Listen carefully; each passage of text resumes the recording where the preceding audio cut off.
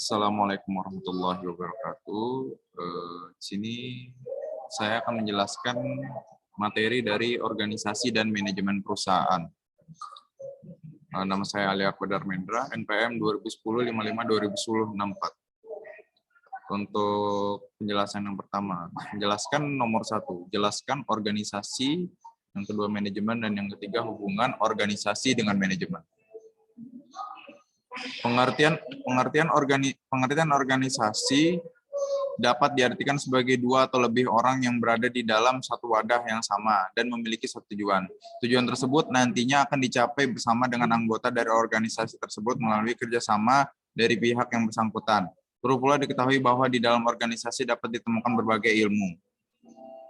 Kemudian manajemen. Manajemen adalah suatu seni atau prinsip yang berkaitan dengan pengorganisasian seperti menyusun perencanaan, membangun organisasi, dan pengorganisasiannya, pergerakan, serta pengendalian atau pengawasan. Hubungan timbal balik antara manajemen dan organisasi sangat erat karena manajemen adalah suatu proses pencapaian sebuah tujuan melalui kerjasama antara dua orang atau lebih, sedangkan organisasi itu sendiri sebagai wadah yang dibentuk untuk mencapai tujuan dari sekelompok manusia. Kemudian penjelasan soal nomor 2. Jelaskan pentingnya tujuan dan manfaat manajemen dalam suatu perusahaan. Tujuan manajemen itu mendapatkan hasil maksimal dengan upah minimum, kemudian meningkatkan efisiensi faktor-faktor produksi, kesejahteraan maksimum untuk pimpinan dan karyawan, kemudian perbaikan manusia dan keadilan sosial. Untuk manfaat manajemen itu pemanfaatan sumber daya yang optimal, mengurangi biaya, membangun organisasi yang sehat, dan menetapkan ekuilibrium. Untuk soal selanjutnya, untuk mencapai suatu tujuan dalam organisasi, jelaskan bagaimana proses manajemen dijalankan. Ini ada berbagai tahap. Proses manajemen itu ada perencanaan, pengorganisasian, kepemimpinan, dan pengendalian. Proses manajemen berkaitan dengan fungsi dasar manajemen, yaitu seperti planning atau perencanaan, proses untuk menentukan tujuan yang dicapai, serta langkah-langkah yang harus diambil untuk mencapainya, meliputi penetapan sasaran, merumuskan tujuan, menetapkan strategi, membuat strategi, dan mengembangkan subskrana untuk mengorganisasikan kegiatan. Kemudian organizing atau pengorganisasian, proses pemberian tugas, actuating atau pergerakan pengarahan, lanjut proses penumbukan semangat karyawan.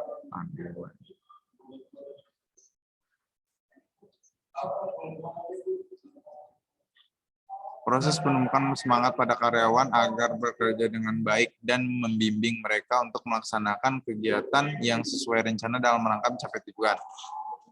Kemudian controlling atau pengawasan pengendalian itu proses pengukuran kinerja membandingkan antara hasil sesungguhnya dengan rencana yang telah dibuat serta mengambil tindakan koreksi yang diperlukan. Kemudian selanjutnya soal nomor 4, jelaskan jenis-jenis struktur organisasi, kelebihan dan kekurangan masing-masing. Ini ada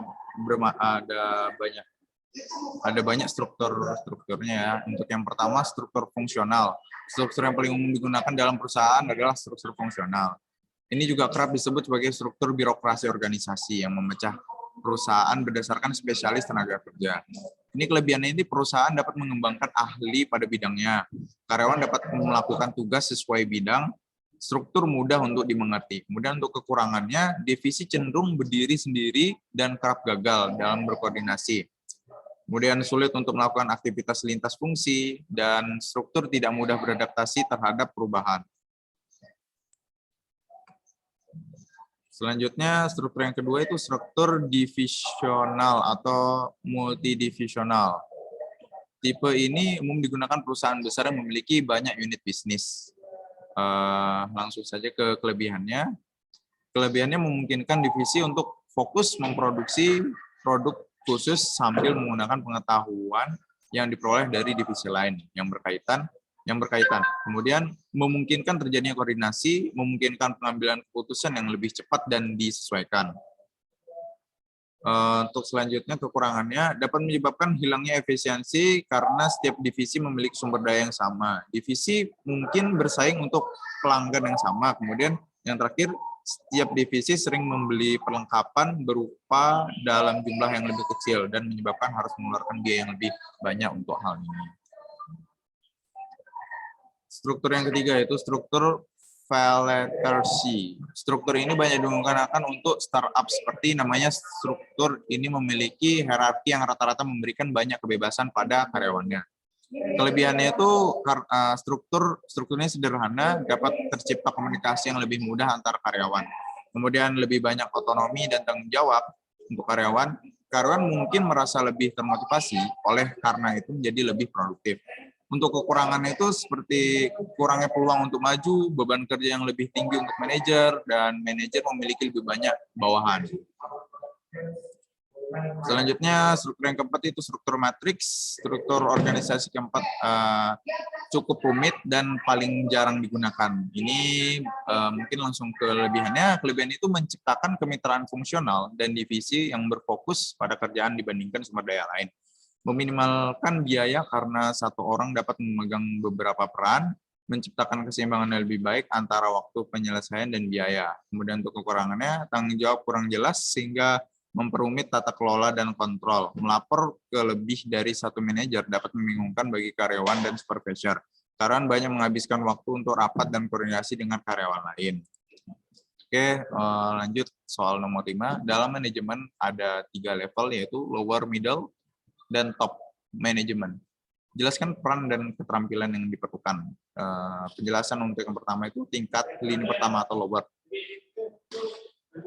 Manajemen lini pertama atau low level management adalah tingkat manajemen yang paling rendah dalam suatu organisasi perusahaan. Tugas mereka adalah memimpin dan mengawasi performa tenaga kerja operasional. Nah, di sini ada tujuan-tujuannya, perannya itu ada beberapa ya yang saya jelaskan. Yang pertama, mempelajari dan memahami seluruh masalah serta keluh kesah para kerja operasional. Mampu menjaga koordinasi kerja yang baik dan mampu menjaga hubungan kerja yang sehat antara atasan dan bawahan. Menyediakan fasilitas lingkungan, memberikan bantuan pada manajemen tingkat menengah, dan berkomunikasi dengan mendengarkan saran dan memberikan motivasi pada karyawan. Kemudian untuk manajemen tingkat menengah, middle. Manajemen tingkat menengah memiliki posisi menengah dari hierarki manajemen pada suatu perusahaan. Nah, di sini peran-perannya itu ada banyak ya. Ini saya ringkas. Merealisasikan seluruh kebijakan yang disusun oleh pihak manajemen puncak. Kemudian mengorganisir seluruh kegiatan departemen agar bisa melakukan seluruh rencana dan juga kebijakan yang sudah ditetapkan. Kemudian merekrut, menyeleksi, dan menempatkan karyawan memang dibutuhkan oleh departemen. Memberikan motivasi pada karyawan dan mengawasi, mengarahkan seluruh karyawan yang berada di departemennya. Kemudian yang terakhir, manajemen tingkat puncak. Manajemen tingkat puncak ini atau top level manajemen merupakan tingkat manajemen yang paling atas dan juga mempunyai otoritas paling tinggi dalam suatu organisasi. Ini mempunyai tujuan atau peran lain, yaitu seperti menentukan tujuan perusahaan, membuat kerangka rencana dan kebijakan, mengorganisir seluruh kegiatan, mengumpulkan dan juga mengatur seluruh sumber daya organisasi, dan memiliki tanggung jawab penuh atas kelangsungan dan perkembangan organisasi perusahaan. Kemudian untuk nomor 6, jelaskan bagaimana proses rekrutmen, seleksi, dan penetapan dan pengembangan sumber daya manusia yang baik. Untuk proses rekrutmen ini ada beberapa tahap ya. Proses rekrutmen yang pertama ini tahap analisa kebutuhan, kemudian masuk ke tahap perencanaan proses rekrutmen, tahap eksekusi penyebaran informasi, tahap seleksi, tahap pemilihan kandidat, dan tahap penerimaan. Kemudian untuk proses seleksi ini, tahap yang pertama ini yaitu wawancara awal atau preliminary interview. Kemudian yang kedua, pengujian seleksi. Ketiga, wawancara ketenagakerjaan. Keempat, pemeriksaan latar belakang dan referensi. Kelima, evaluasi medis. Keenam, keputusan penyeleksi. Dan ketujuh, surat pengangkatan. Untuk selanjutnya itu penempatan. Penempatan atau placement adalah tindak lanjut dari seleksi, yaitu penempatan calon karyawan yang diterima pada jabatan yang membutuhkannya dan mendelegasikan wewenang kepada orang tersebut. Ini faktor-faktornya dari penempatan itu yaitu mulai dari faktor prestasi akademik, pengalaman, kesehatan fisik dan mental, sikap, status perkawinan, serta usia.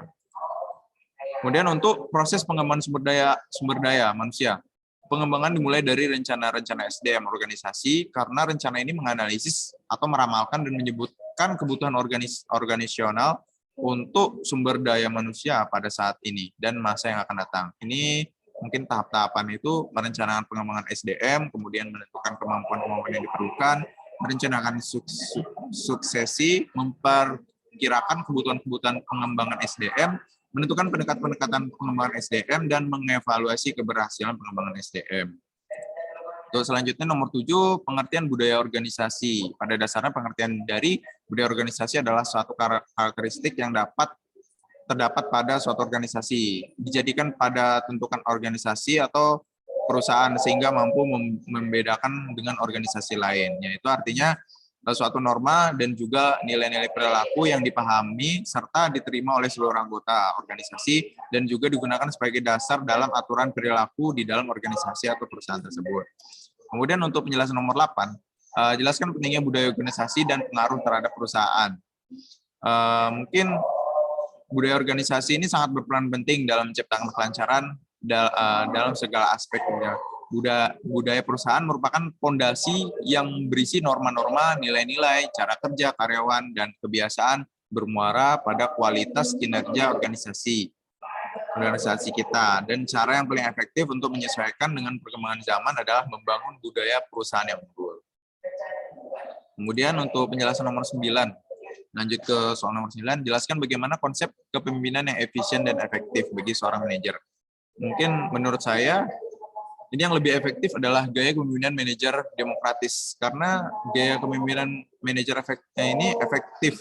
Satu adalah mereka menggunakan jalan demokratis pada gaya kepemimpinan ini. Keputusan yang diambil menggunakan pilihan mayoritas. Jadi semakin para anggota tim tegas dan kuat dalam mempertahankan ide atau aspirasi mereka, maka ide mereka itu bisa menjadi keputusan yang terpilih, terutama jika idenya masuk ke dalam pilihan mayoritas. Kemudian untuk penjelasan nomor 10, yaitu jelaskan jenis-jenis gaya kepemimpinan yang Anda pahami dan kelebihan serta kekurangannya. Yang pertama itu mungkin saya menjelaskan gaya kepemimpinan manajer autokrat. Nah, ini gaya kepemimpinan pertama yang baik untuk menjadi manajer efektif adalah gaya autokrat. Gaya kepemimpinan ini menggarisbawahi tentang dari mana terbentuknya suatu keputusan. Namun kekurangannya itu, kepemimpinan ini, anggota tim merasa tidak memiliki kekuatan apapun untuk menyampaikan ide-ide mereka. Kemudian untuk selanjutnya, gaya kepemimpinan manajer konsultan. Gaya ini efektif untuk menggunakan gaya konsultan. Nah, seorang praktisi terkenal yang mengadopsi gaya ini adalah Elizabeth Dole. Menurut Dole, adalah apa yang selalu Anda lakukan sebelum mengambil keputusan adalah berkonsultasi. Namun kekurangannya, para karyawan tidak diikutsertakan pada konsultasi ini, akan merasa diremehkan atau dianggap lemah, dan lainnya. Dan untuk selanjutnya, gaya kepemimpinan demokratis. Gaya kepemimpinan efektif ketiga adalah mereka yang menggunakan jalan demokratis pada gaya kepemimpinan ini, keputusan yang diambil menggunakan pilihan mayoritas. Nah, ini kekurangannya saya belum dapat, karena makanya saya menjadikan utama manajemen utama. Kemudian untuk yang D, yang terakhir, gaya kepemimpinan persuasif. Hampir sama dengan gaya kepemimpinan konsultan dan demokratis. Gaya kepemimpinan persuasif sangat tergantung pada karyawan atau anggota tim yang berhasil untuk memujuk dan melakukan persuasif pada manajernya. Namun, gaya kepemimpinan ini akan menjadi kacau ketika kedua belah pihak, baik manajer dan anggota karyawan, tidak memiliki rasa kepercayaan. Mungkin itu saja penjelasan dari saya. Jika ada salah kata, mohon maaf, dan kekurangan. Wassalamualaikum warahmatullahi wabarakatuh.